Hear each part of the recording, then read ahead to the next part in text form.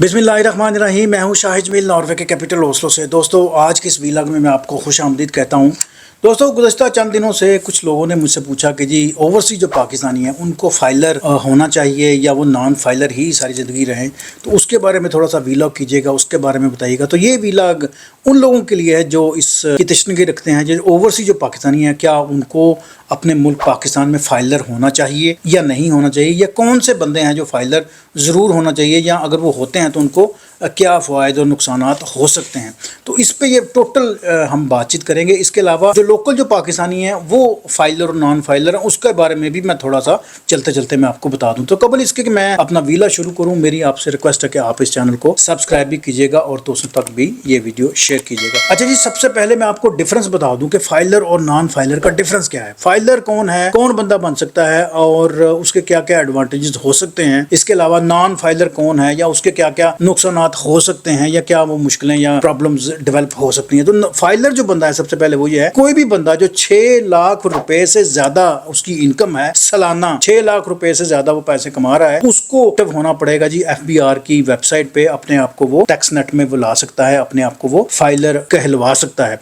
तो जरूरी नहीं है कि वो 6 लाख रुपए अगर कमा रहा है तो वो टैक्स भी जरूर पे करे, क्योंकि लोगों में ये रुझान है कि जी हमें अगर टैक्स नेट में हम आ जाते हैं, यानी कि हम 6 लाख रुपए से ज़्यादा कमाते हैं और अगर हम अपने आप को एक्टिव कर लेते हैं फाइलर बना के, तो हमें जी टैक्स की कदगन जो है ना हम पे लग जाएगी, या टैक्स की मुसीबतें हमारे ऊपर आ जाएंगी। तो ऐसी बात ये दुरुस्त नहीं है, और कभी भी ये बात दुरुस्त नहीं हो सकती। तो इस पर इस तरह कभी भी ना यकीन कीजिएगा। मेरी रिकमेंडेशन है कि ज़रूर अगर आप फाइलर हैं या आप वो क्राइटेरिया पूरा कर रहे हैं तो ज़रूर अपने आप को वो फाइलर की लिस्ट में लेके आएं। इसमें बड़े फ़ायदे हैं जी। आप सबसे पहले तो जी आप अपने आप को मज़ीद कारोबार के लिए आपके चांसेस खुलेंगे, आप कोई दरामदात कर सकते हैं, बरामदात कर सकते हैं, तो उसका आपको बड़ा बासानी फ़ायदा होगा। लेकिन अगर आप नॉन फाइलर हैं तो कम अज़ कम आपको ये सहूलियात मुयसर नहीं हो सकती। अच्छा जी, इस पर मैं आपको बता दूं कि जो नॉन फाइलर हैं वो क्या उन पर पाबंदियाँ या मुश्किलात हो सकती हैं।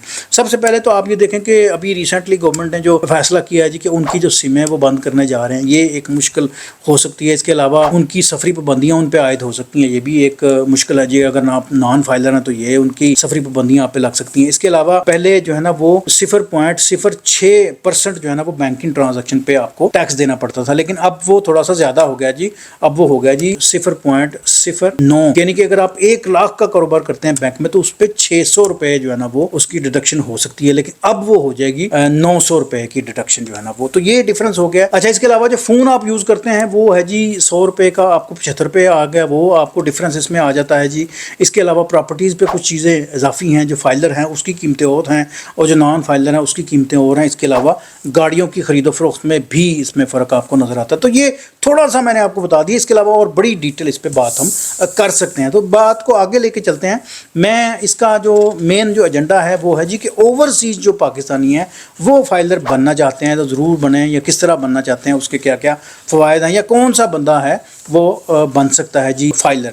तो सबसे पहले तो हम ओवरसीज जो है उसकी डेफिनेशन करते हैं कि हु इज़ ओवरसीज। ओवरसीज जो कानून की किताब में लिखा है जी पाकिस्तान के आइन में, वो ये है जो बंदा 6 माह से ज़्यादा पाकिस्तान से बाहर रहता है किसी भी गर्ज के लिए, वो ओवरसीज है। आप पढ़ाई के लिए जाते हैं तो ओवरसीज हैं, अगर आप शादी करके गए हैं तो ओवरसीज हैं, या आप कोई काम या दूसरे मामलात के लिए गए हैं तो आप ओवरसीज हैं, लेकिन उसके 6 माह से ज़्यादा आपने टाइम पाकिस्तान से बाहर गुजारा है। उसके अलावा जो FBR की जो मेन साइट है वहाँ पर आप अपने आप को जाके रजिस्टर कर सकते हैं। इसके अलावा किन चीज़ों पे आप पे टैक्स है, किन चीज़ों पे आप पे टैक्स नहीं है, उस पर भी मैं बातचीत करूंगा। इसके अलावा मैं आपको बताऊं कि जी आपने अपने आप को एक्टिव फाइलर है वो किस तरह बनाना है, उस पर भी मैं बताऊंगा। इसके अलावा 3 डिफरेंट किस्म की जो इनकम्स हैं वो हमने देखनी है कि वो कौन कौन सी हैं। एक तो वो है कि जो इनकम आप टोटली बाहर कमाते हैं उस पर क्या सूरत हाल है, और वो इनकम जो आप पाकिस्तान में कमाते हैं उस पर क्या सिचुएशन आयद होती है।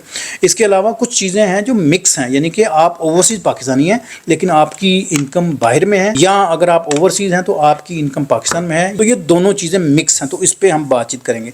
अच्छा, इसके अलावा मैं आपको बताऊं कि जो स्टूडेंट्स हैं वो फाइलर नहीं हो सकते, स्टूडेंट कभी भी फाइलर नहीं हो सकता। इसके अलावा जो हाउस वाइफ्स हैं उन पे भी ये कानून लागू नहीं होता, क्योंकि वो घर में है, उन कोई बिजनेस नहीं है तो वो फाइलर नहीं हो सकती। इसके अलावा जो दियारे गैर में रहता है लेकिन वो पैसे पाकिस्तान में भेजता है, اپنے اکاؤنٹ میں نہیں کسی اور کے اکاؤنٹ میں بھیجتا ہے تو وہ بھی فائلر نہیں ہے جی، یا اس کی پاکستان میں کوئی آمدن نہیں ہے تو اس پہ بھی کوئی یہ قانون لاگو نہیں ہوتا جی۔ جو ہاؤس وائف ہیں، تارکین وطن ہیں، دوسرے ملکوں میں رہتی ہیں، ان پہ بھی یہ قانون لاگو نہیں ہے کہ وہ فائلر نہیں وہ بن سکتی ہیں۔ کہتا ہے اس کے علاوہ پراپرٹی کی چیزیں ہیں، اس کے علاوہ کوئی اس کی آمدن ہے، یوٹیلیٹی جو بلز ہیں وہ بھی اگر اس کے نام پہ نہیں ہے تو وہ فائلر نہیں وہ کہلوا سکتا یا نہیں وہ بن سکتا۔ اچھا جی، اب ذکر کرتے ہیں جو اس ٹاپک کا جو خاص ایک حصہ تھا، اوورسیز جو پاکستانی ہیں ان کو کیا فوائد مل سکتے ہیں اپنے آپ کو فائلر ڈکلیئر کرنے میں۔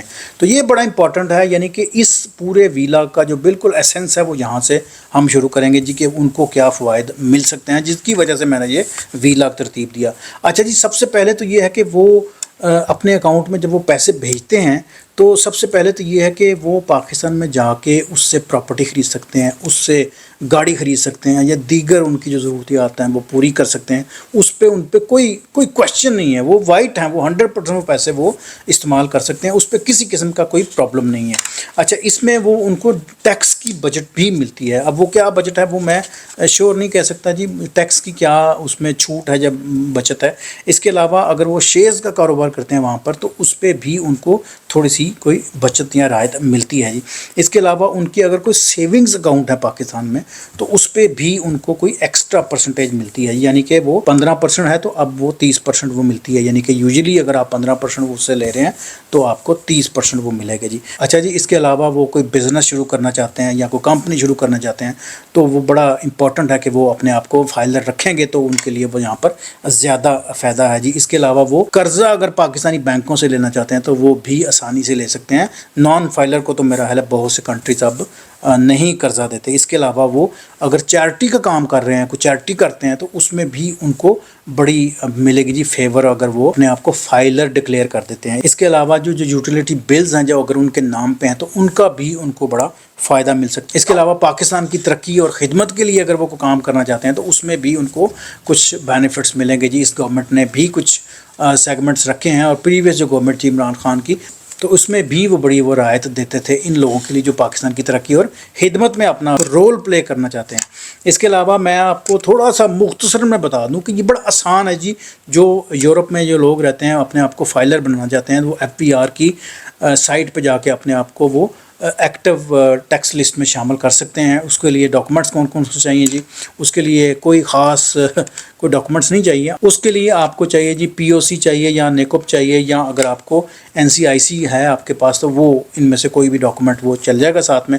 پلس یہ ہے کہ آپ کا ریزیڈنس اور اس کا فون نمبر اور ای میل، میرا حال یہی چیزیں آپ کو چاہیے آپ کو پاکستان میں فائلر بننے کے لیے۔ اچھا جی، اس کے علاوہ میں آپ کو بتا دوں کہ جب وہ FBR پہ اپنے آپ کو رجسٹر کرے گا تو اس نے ایک اپنی اینول ریٹرن جمع کرانی ہے، اور اس کا ایک چھوٹا سا سرچارج ہوگا وہ بھی اس نے جمع کرانا ہے، تو پھر وہ اپنے آپ کو ایکٹیو ٹیکس لسٹ میں اپنے آپ کو شامل کر لیں گے۔ تو جب آپ اپنے آپ کو ایکٹیو ٹیکس لسٹ میں شامل کر لیں گے تو پھر آپ کے لیے وہ دروازے کھلیں گے جس کا میں نے ذکر کیا کہ آپ کو کون کون سے فوائد اس میں سے مل سکتے ہیں۔ آئی ہوپ آپ کو آج کا ویلاگ پسند آیا ہوگا، اپنے دوستوں تک شیئر بھی کیجیے گا، اس چینل کو سبسکرائب بھی کیجیے گا۔ جو لوگ یورپ میں ہیں اپنے آپ کو فائلر بنوانا چاہتے ہیں پاکستان میں تو اس کا کیا کیا طریقہ کار ہے، کیا اس کے فوائد ہیں، تو یہ ویڈیو ان لوگوں کے لیے بڑی کارآمد ہو سکتی ہے۔ تو thank you for watching G.